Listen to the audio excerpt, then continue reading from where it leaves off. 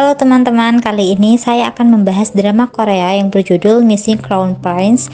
Drama ini memiliki genre fantasi, romance, dan sejarah. Drama ini ditulis oleh penulis yang sama dari serial drama MBN paling terkenal, yaitu Blossom Still the Fate. Selain kisahnya yang sangat menarik, pemeran utama pria dalam drama ini dibintangi oleh Suho, leader dari grup idol populer EXO yang telah memiliki banyak penggemar di Asia. Missing Crown Prince menceritakan tentang latar era Joseon yang diperankan oleh Suho, berperan sebagai Lee Gon, yang merupakan putra mahkota kerajaan yang menjalani kehidupan penuh kemewahan dan kesenangan. Kehidupan nyaman sang putra mahkota tiba-tiba berubah ketika dirinya diculik oleh Myung-yeon yang diperankan oleh Hong Ye-ji. Myung-yeon adalah calon putri mahkota yang ternyata dijodohkan dengan putra mahkota.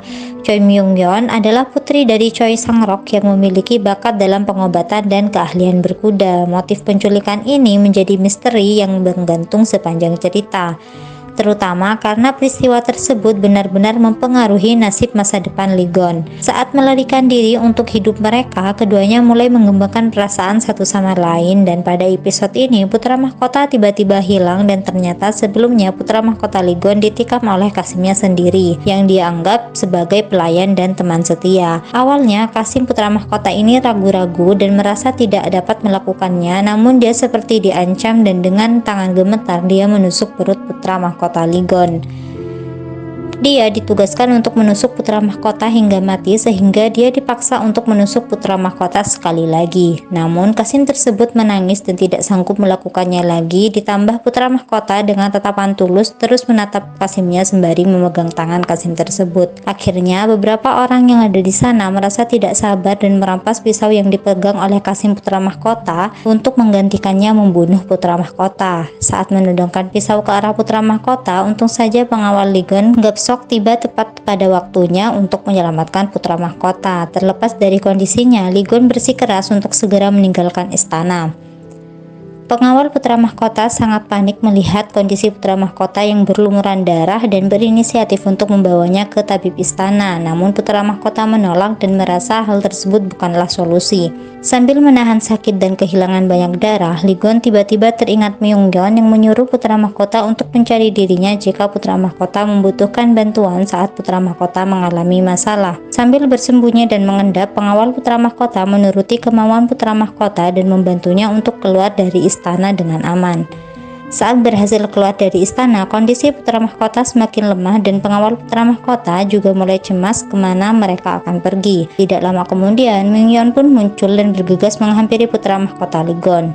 Putra mahkota tersenyum tipis dan sangat bersyukur karena Myung-yeon sungguh menepati janjinya dan menunggu kedatangan putra mahkota yang membutuhkan bantuan. Myung-yeon terkejut dengan luka yang dialami putra mahkota dan pengawalnya menjelaskan bahwa putra mahkota baru saja ditusuk dengan pisau. Myung-yeon kemudian menawarkan untuk membawanya ke dokter segera, tetapi putra mahkota menolak dan meminta bantuan Myung-yeon untuk merawatnya secara rahasia. Myung-yeon mengiyakan permintaan putra mahkota dan mereka pun bergegas pergi dengan mengikuti Myung-yeon yang memimpin jalan. Di tengah perjalanan, putra mahkota tidak sadarkan diri dan membuat pengawalnya sangat khawatir.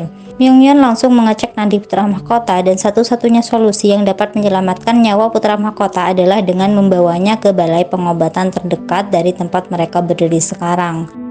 Pengawal putra mahkota menolak karena sebelumnya putra mahkota berpesan untuk tidak pergi ke balai pengobatan karena dia ingin bersembunyi. Myung-yeon dan pengawal putra mahkota pun sempat beradu pendapat dan membuat pengawalnya sangat dilema tindakan apa yang harus dia lakukan saat ini.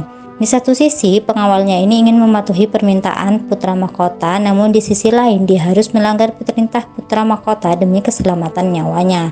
Akhirnya putra mahkota dirawat di suatu tempat dan bukan balai pengobatan. Myung-yeon merawatnya secara pribadi. Nah, di istana, Ibu Suri mengetahui bahwa anak buahnya gagal membunuh putra mahkota Lee Gon dan dia berhasil melarikan diri.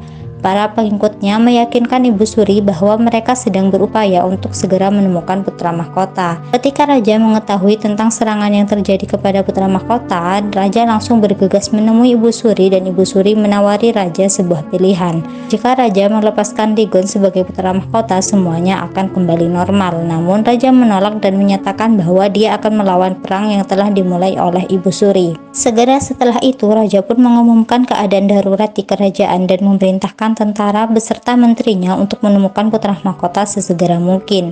Di sisi lain, Myungyeon semalaman merawat Lee Gon yang masih tidak sadarkan diri. Myungyeon tahu bahwa semua yang terjadi pada Lee Gon salah satu dalangnya adalah ayah dia sendiri. Myungyeon sangat menyesali perbuatan ayahnya yang semakin lama semakin jauh dari kebenaran, dan setelah kejadian ini, Sang Rok yang merupakan ayah Myungyeon bertemu dengan seorang yang sangat diseganinya, dan orang tersebut memperingatkannya bahwa jika Myungyeon menjadi putri mahkota, dia mungkin tidak akan selamat. Oleh karena itu, Sang Rok menyuruh pengawalnya untuk menculik Lee Gon dan menyanderanya. Mereka telah bersekongkol melawan raja sejak awal. Sang Rok mengungkapkan bahwa masalahnya semakin parah dan mereka tidak punya pilihan lain selain membuang Lee Gon sekarang. Namun sebelum Sang Rok dapat menjalankan rencana ini, sekali lagi Myungyeon membantu Lee Gon untuk melarikan diri. Oke teman-teman, mungkin segitu dulu dari aku. Terima kasih banyak. Bye bye.